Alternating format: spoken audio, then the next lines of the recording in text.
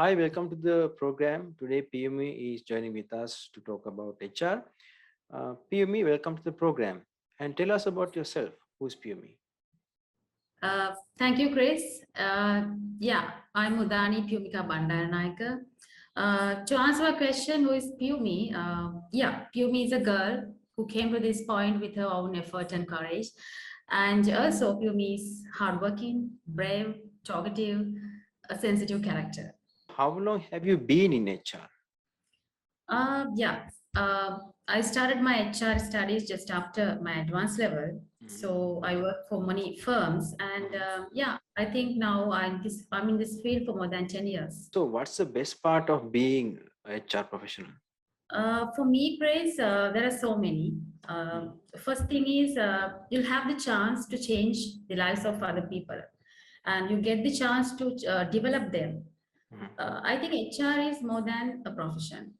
I think I would say HR is the internal organs that give companies the life. What was your childhood ambition? That's a tough question because, to be honest, I didn't had such an ambition in my childhood, particularly for this position. But always wanted to be a good and an educated person. So after my advanced level, I started HR. So with that, of course, I had ambition to climb up in the HR field. Let's get into our topic today, human resource management. What is human Yes. resource management?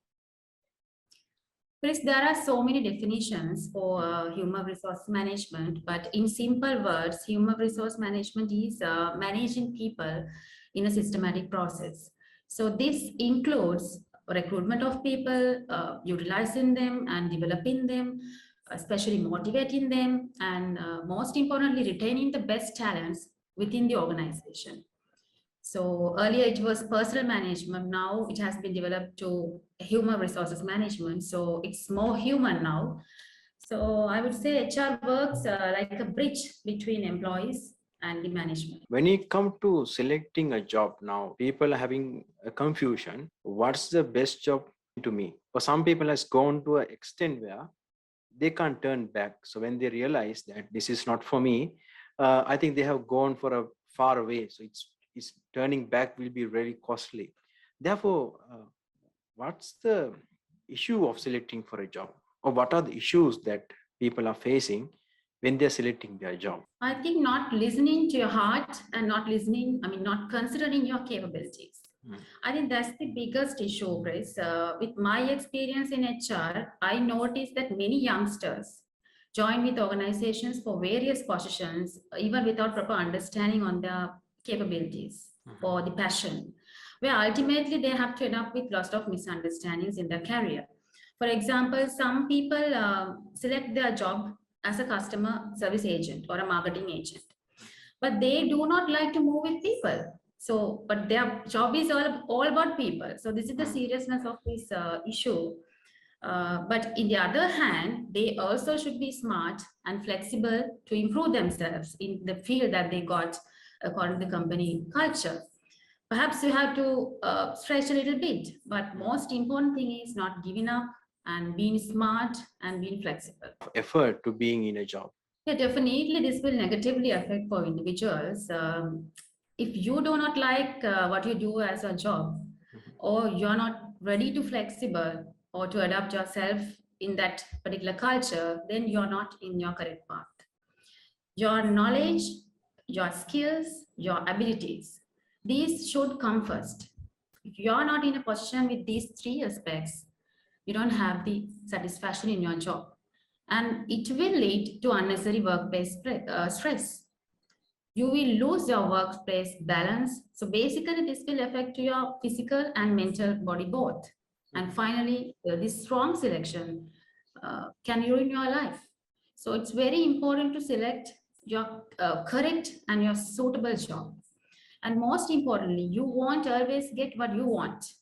So we also should be flexible sometimes to change ourselves according to the work culture and should be smart enough to think creatively. What are the issues in higher education? Because we can see some people are following advertisements, some people are looking at the market, and where they are going wrong when they're selecting their higher education. I think mostly some people go for the perks. I think they worry about the perks. Some people going about the thinking about the status sometimes. We know in our generation, mostly people want to become a doctor or an engineer or a lawyer. But now that trend is, no more here. So there are new jobs coming up. So I think without limiting to a certain particular, to a frame, you have to be flexible and you have to stretch yourself a bit. How it can be affect for a professional when they select a wrong higher education? Because some people are saying, now I have already got the degree, so if I get into another area of work, my experience will be not counted, or my education qualification will not counted with the experience, so there will be a mismatching. So how they can overcome this issue? Yeah, to overcome this situation, Chris, I think from the initial step, you have to think about it. As I mentioned before, you have to think about your passion and your choice, what you like to do. So based on that only, you have to select your higher education, maybe your career, everything. And not only for the professionals, but also for the organizations, this will affect negatively because human resources are the backbone of the organizations. So it's the internal organs. So if you have to place them in the right positions. I think here the HR also plays a key role in organizations to select the right candidate for the right position to the right place. And it's both the HR and the candidate. And how about when somebody coming for an interview, when they ask, would you like to do this job? Would you like to work with number? They say yes. But then when they go and sit in front of the computer, they realize, oh, numbers are like making me stress or go mad.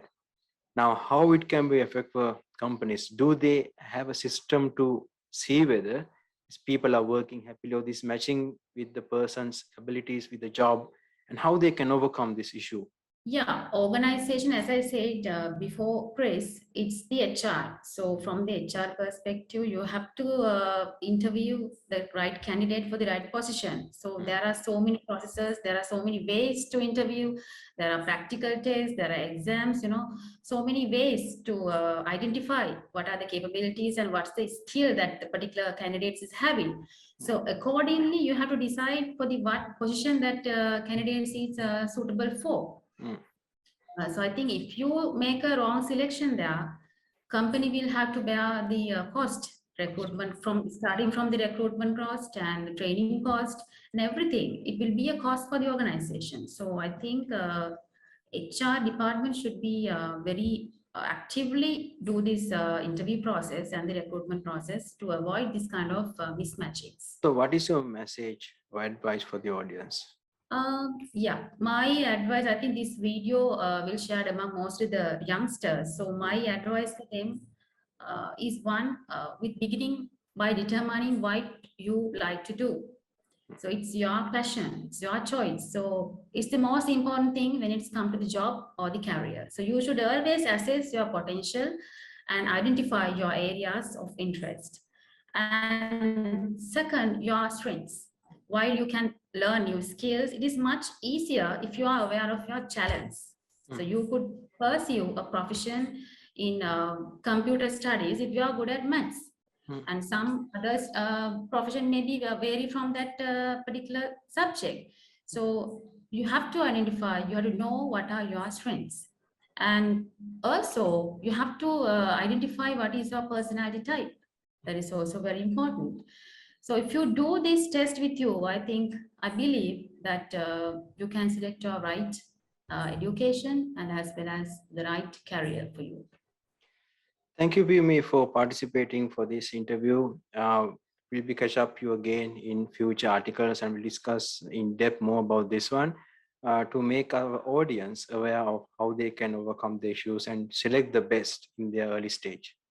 Thank you, Bhumi. I really appreciate this program designed by you. This will help so many youngsters to overcome their issues. Thank you so much, Chris, for inviting me this program.